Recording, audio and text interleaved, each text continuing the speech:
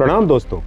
2016 Rohit Vemula Hyderabad university के छात्र द्वारा आत्महत्या की जाती है, जिसने संस्थागत हत्या इंस्टीट्यूशनल मर्डर शब्द को जन्म दिया। डॉक्टर पायल तड़वी 2019 मुंबई के मेडिकल कॉलेज में रैगिंग और जातिगत अपमान के कारण एक उभरती हुई डॉक्टर की जान चली जाती है। इंद्र मेघवाल जालोर 2022 राजस्थान में 9 साल के दलित बच्चे को शिक्षक ने सिर्फ इसलिए पीटा क्योंकि उसने स्वर्णों के लिए रखे गए मटके से पानी पी लिया था। उड़ीसा कांड याद है आपको। 2025 गौ तस्करी के झूठे आरोप में दलित पुरुषों का सिर मुंडवाया गया और उन्हें सीवेज का पानी पीने पर मजबूर किया गया। मैनपुरी हमला 2025 यूपी में एक 15 साल के छात्र को शिक्षक ने सिर्फ पानी की बोतल छूने पर पूरी तरह पीट डाला।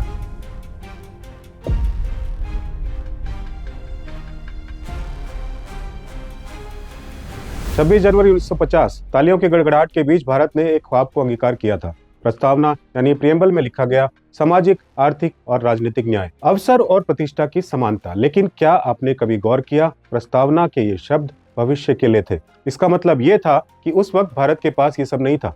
हमने संकल्प लिया कि हम अपनी लोकतांत्रिक संस्थाओं, खासकर यूनिवर्सिटीज, विश्वविद्यालयों को ऐसी प्रयोगशालाएं बनाएंगे जहां जाति, लिंग और भाषा की खाइयां पाट दी जाएंगी। उम्मीद थी कि इन लैब से जो नागरिक निकलेंगे वो एक जाति मुक्त समाज बनाएंगे।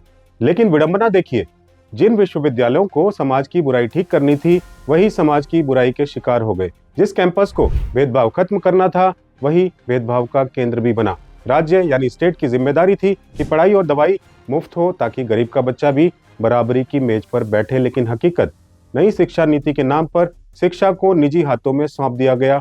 फीस आसमान पर पहुंची, फेलोशिप कम हुई और हाशिए पर खड़े छात्र के लिए यूनिवर्सिटी का दरवाजा छोटा होता चला गया। 9 साल लग गए रोहित वेमुला के मामले में एक कड़वे सच को सुनने में। सुप्रीम कोर्ट ने साफ कहा, 2012 के जो इक्वल अपॉर्चुनिटी सेल नियम थे वो सिर्फ कागजी शेर थे। वो कैंपसों में जातिगत भेदभाव रोकने में पूरी तरह से फेल रहे। रोहित वेमुला, पायल तड़वी, दर्शन सोलंकी, अनिल कुमार, ये सिर्फ नाम नहीं है, ये उस फेलियर की गवाही देने वाली एक लंबी फहरिस्त है। जब इन छात्रों की मौत हुई तब सिस्टम की नींद खुली और सुप्रीम कोर्ट को कहना पड़ा, नियम और सख्त करो वरना ये कत्लगाहें नहीं रुकेंगे। फरवरी 2025 में यूजीसी एक ड्राफ्ट लाई जिसमें सिर्फ SC/ST की बात थी। लेकिन फिर 8 दिसंबर 2025 को एक बड़ी हलचल हुई। दिग्विजय सिंह की अध्यक्षता वाली संसदीय शिक्षा समिति ने अपनी रिपोर्ट पेश की। इस रिपोर्ट में देश को आईना दिखाया गया। भेदभाव सिर्फ छात्रों के साथ नहीं बल्कि टीचर्स और कर्मचारियों के साथ भी बढ़ रहा था। और सबसे बड़ी बात, ओबीसी भी अपनी जाति के कारण उसी सूक्ष्म भेदभाव यानी कि इम्प्लिसिट बायस का शिकार है। इसी पार्लियामेंट्री कमेटी और सुप्रीम कोर्ट के दबाव का नतीजा है 13 जनवरी 2026 का गैजेट नोटिफिकेशन। अब सुरक्षा के दायरे में SC/ST के साथ पहली बार ओबीसी को भी खड़ा किया गया। अब सवाल ये नहीं था कि कानून में क्या लिखा है, सवाल ये था कि क्या वो प्रयोगशाला, यूनिवर्सिटी अब भी बीमार है। 15 दिन में जांच और पुलिस जैसी शक्तियां देने से क्या वो मानसिकता बदलेगी जो नॉट फाउंड सुटेबल लिखकर दरवाजे बंद कर देती है। रोहित वेमुला से लेकर पायल तड़वी तक और अब 2026 के नए यूजीसी नियमों पर घमासान छिड़ा है। क्या ये नियम न्याय है या एक नया विभाजन? आज बात करते हैं उस अदृश्य विचार की जो आज भी भारत को बांटती है। तो आखिर 2026 का यूजीसी विवाद है क्या? विवाद के मुख्य बिंदु है नई परिभाषा। नए नियमों में जाति आधारित भेदभाव को केवल SC/ST और ओबीसी के खिलाफ होने वाले भेदभाव के रूप में परिभाषित यानी डिफाइन किया गया है। विरोध का कारण जनरल कैटेगरी जो कर रही है, सामान्य वर्ग के छात्रों और कुछ संगठनों जैसे स्वर्ण सेना। उनका आरोप है कि ये परिभाषा एक तरफा है और इसमें सामान्य वर्ग के छात्रों को सुरक्षा नहीं दी गई है। उनका दावा है कि इसका दुरुपयोग झूठे केसों के लिए हो सकता है। विवाद का कारण वही दलित, ओबीसी एक्टिविस्ट और सामाजिक कार्यकर्ताओं का कहना है कि नियम अभी भी पर्याप्त नहीं है। वो कहते हैं कि इसमें इंटरव्यू और PhD गाइड चुनने जैसे अदृश्य भेदभाव, इम्प्लिसिट बायस को रोकने के कड़े प्रावधान नहीं है। सख्त सजा की बात हो रही है। यूजीसी ने प्रावधान किया है कि यदि कोई संस्थान भेदभाव रोकने में विफल रहा तो उसकी मान्यता यानी कि रिकॉग्निशन रद्द की जा सकती है। जनवरी 2026 इस मामले में सुप्रीम कोर्ट में याचिका भी दायर की गई है। सच्चाई क्या है? हमें कानून से डर नहीं लग रहा, हमें डर लग रहा है इम्प्लीमेंटेशन से। कागज पर कानून हमेशा अच्छे लगते हैं लेकिन जमीन पर वही खेल बिगड़ता है। ये भी एक कड़वी सच्चाई है हमारे देश की।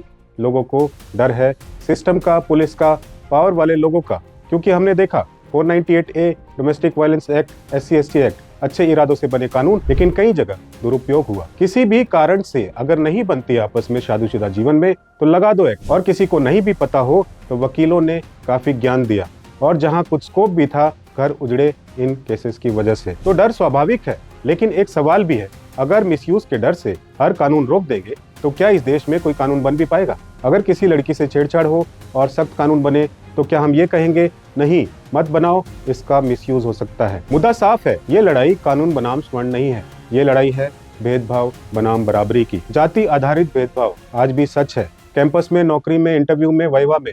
और सच ये भी है कि देश के ज्यादातर टॉप संस्थानों में आज भी वही लोग बैठे हैं। जुडिशरी, यूनिवर्सिटी, ब्यूरोक्रेसी, सब जगह ऊंची जातियों का दबदबा है। फिर भी डर किसे है? क्या ये कुछ ऐसा नहीं है, देश चलाने वाले हिंदू, टॉप पे हिंदू, इंस्टीट्यूशंस में ज्यादातर टॉप पे हिंदू, फिर भी हिंदू खतरे में है? कहीं स्ट्रेटेजी केरला की तरफ इशारा तो नहीं कर रही? नहीं तो जहां महीनों सालों तक सुप्रीम कोर्ट में मसले अड़े रहते थे, वहां कार्रवाई तुरंत और स्टे। हम सब लोग बड़े भोले हैं, तुरंत अलग अलग वर्गों में अपनी अपनी सेना बना के निकल पड़ते हैं। पॉलिटिशियंस के लिए आप सिर्फ वोट बैंक हैं, उससे ज्यादा कुछ नहीं। सारी पार्टियां चुप है। देखना तो ये भी दिलचस्प होगा कि आपके वोट को साध लिए जाने के बाद आपको ये मसला कितना याद रहता है फ्यूचर में। आइए एक इंपॉर्टेंट फैक्ट बताते हैं आपको। जन्मजात आरक्षण जानते हैं आप? वो भारतीय समाज की एक कड़वी सच्चाई है। इसे सामाजिक एकाधिकार, सोशल मोनोपोली कहा जा सकता है। भारतीय वर्ण व्यवस्था ने कुछ व्यवसायों को जन्म के साथ ही सुरक्षित यानी कि रिजर्व कर दिया था। धार्मिक कार्य, जन्म, मुंडन, नामकरण, विवाह से लेकर मृत्यु श्राद्ध तक के सभी कर्मकांड पर एक विशेष वर्ग का वर्चस्व रहा है। प्रवेश वर्जित है, जैसा कि आप जानते हैं। इस क्षेत्र में कोई और प्रवेश नहीं कर सकता, चाहे उसके पास कितना भी ज्ञान क्यों ना हो। ये योग्यता यानी मेरिट के बजाय वंश को प्राथमिकता देता है। सरकारी आरक्षण पिछड़े वर्गों को मुख्यधारा में लाने के लिए एक संवैधानिक प्रावधान है, जबकि ये पंडित प्रणाली एक पारंपरिक और सामाजिक ढांचा है। इसे किसी कानून ने नहीं बनाया, बल्कि सदियों पुरानी परंपराओं ने इसे समाज पर थोपा है। ये एक प्रकार का अघोषित आरक्षण है, जिसे चुनौती देना आज भी बहुत कठिन माना जाता है। लेकिन एक सवाल बहुत जरूरी है, क्या ये कानून वाकई सुरक्षा है? कानून कहता है कि भेदभाव की जांच के लिए 10 सदस्यों की कमेटी बनेगी। इस कमेटी का कैप्टन, हेड कौन होगा? संस्थान का मुखिया, वीसी या प्रिंसिपल? अब जरा कड़वे आंकड़ों की हकीकत देखिए। 1 अप्रैल 2023 तक देश की 45 सेंट्रल यूनिवर्सिटीज में से 39 वाइस चांसलर स्वर्ण थे। दिल्ली यूनिवर्सिटी के 92 कॉलेजों में से 1-2 को छोड़ दो तो एक भी प्रिंसिपल SC ST OBC का नहीं है। कमेटी के 3 सीनियर प्रोफेसर भी वही होंगे जो दशकों से सिस्टम में जमे हैं। अब जब जांच करने वाली मशीन, पूरी मशीनरी ही उसी वर्ग की है जिस पर भेदभाव के आरोप लगते हैं, तो क्या वो कमेटी कभी अपने ही लोगों के खिलाफ फैसला देगी? जरा सोचिए ना। इक्वालिटी और लेवल प्लेइंग फील्ड की बात करने वाले हम ये नहीं देख पाते आज भी कि इन 3 वर्गों की पॉपुलेशन, जो कि तकरीबन 70% है टोटल पॉपुलेशन की, इनकी भागीदारी तो देखिए। और ये तो इनको भी समझ नहीं आता, हर बार मूर्ख बनाए जाते हैं, अपनी पॉपुलेशन का महत्व, इंपॉर्टेंस ही नहीं समझते। क्या नहीं कर सकते? सबसे बड़े फैक्टर्स हैं इलेक्शंस का, पूरा रुख मोड़ सकते हैं, पर ये सब ज्ञान चाहिए नहीं। अक्सर दलील दी जाती है कि इन कानूनों का दुरुपयोग होगा, निर्दोष स्वर्ण प्रोफेसरों को फंसाया जाएगा। लेकिन इसका जवाब तर्कों की आग में तपकर आता है। क्या AD और PMLA कानून का इस्तेमाल विपक्ष को कुचलने के लिए नहीं हो रहा? क्या दहेज या महिलाओं की सुरक्षा के कानूनों का दुरुपयोग नहीं होता? अगर दुरुपयोग की संभावना से कानून रद्द होने लगे तो इस देश की आधी IPC की किताबें जलानी पड़ेगी। असल बात कुछ और है, जिस पे किसी की नजर कम ही जाती है। वो है सियासी बिसात। यहाँ एक गहरी राजनीति छिपी है। एक तरफ स्वर्णों से इसका विरोध कराया जा रहा है ताकि दलितों और पिछड़ों को ये संदेश जाए, देखिए मोदी जी स्वर्णों को नाराज करके भी आपके लिए इतना सख्त कानून लाए हैं, जबकि हकीकत में ये बिल पुराना ही है और इसकी कमेटी का ढांचा इतना कमजोर है कि शायद ही किसी स्वर्ण प्रोफेसर को सजा हो पाए। ये कानून स्वर्णों के विरोध में नहीं, बल्कि शायद उनके फेवर में जा रहा है, क्योंकि जज भी वही है और जूरी भी वही है। इस पूरे कानून में एक सबसे बड़ी कमी है जवाबदेही का अभाव। अगर कोई जानबूझकर झूठी शिकायत करता है तो उसके खिलाफ क्या एक्शन होगा? नियमों में चुप्पी जरूर अविश्वास पैदा करती है, कर रही है। हर कानून की 2 वैल्यू होती हैं, एक जो दिखती है और एक जो छुपी होती है। दिखने वाली वैल्यू क्या है? समानता, सुरक्षा, भेदभाव पर रोक। लेकिन लेटेंट वैल्यू, वहीं से राजनीति शुरू होती है। कुछ लोग कह रहे हैं ये कानून लागू ही नहीं होगा, चुनाव तक चलेगा, फिर कोर्ट में अटक जाएगा या ठंडे बस्ते में चला जाएगा। क्योंकि असली मुद्दा कानून नहीं, नौकरियां और प्रमोशन है। 15-20 साल से यूनिवर्सिटीज में क्या हो रहा है? OBC SC ST के पद निकलते हैं और लिख दिया जाता है नॉट फाउंड सुटेबल, और सीटें खाली छोड़ दी जाती हैं। रोहिणी आयोग के आंकड़े देखिए, 80% OBC पद खाली, 64% SC, 83% ST, यानी आरक्षण कागज पर है, हकीकत में कुर्सियां खाली। अगर किसी को 15 साल बाद नौकरी मिली यूनिवर्सिटी में तो VC कब बनेगा? पूरी सर्विस खत्म हो जाएगी। यही असली भेदभाव है जो दिखता नहीं लेकिन कैरियर खत्म कर देता है। और सच ये भी है, जाति भारत की सच्चाई है। कैंपस भी उसी समाज से बनते हैं और जो कहते हैं हम भेदभाव नहीं करते, उनके कहने में उनके एक्सप्रेस करने में, उनकी बॉडी लैंग्वेज में एक अजीब सा एहसान दिखाई देता है। भेदभाव हमेशा खुलेआम गाली नहीं होता।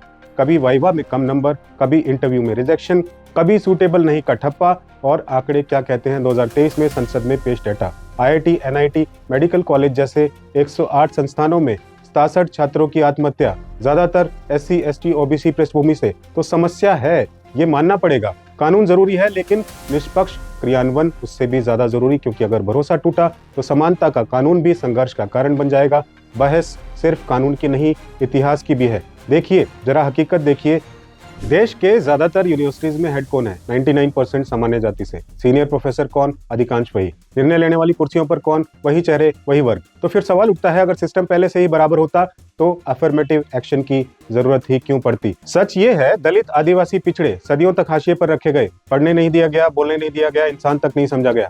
ये सिर्फ आर्थिक पिछड़ापन नहीं था, ये आत्मसम्मान का दमन था। और आज अगर उनके लिए कानून सख्त बनाया गया तो कुछ लोगों को भेदभाव लगने लगा। लेकिन हमें खुद से पूछना होगा, क्या आज भी जाति खत्म हो गई है? क्या कैंपस में सूक्ष्म भेदभाव नहीं होता? क्या वाइवा, इंटरव्यू, प्रमोशन में पक्षपात नहीं होता? अगर होता है तो सुरक्षा भी जरूरी है। हाँ, ये भी सच है, कानून का दुरुपयोग नहीं होना चाहिए, किसी निर्दोष के साथ अन्याय नहीं होना चाहिए। लेकिन बराबरी का मतलब ये नहीं है कि जो सदियों से दबा था वो हमेशा दबा रहे और जो ऊपर था वो हमेशा ऊपर रहे। बराबरी का मतलब है लेवल प्लेइंग फील्ड।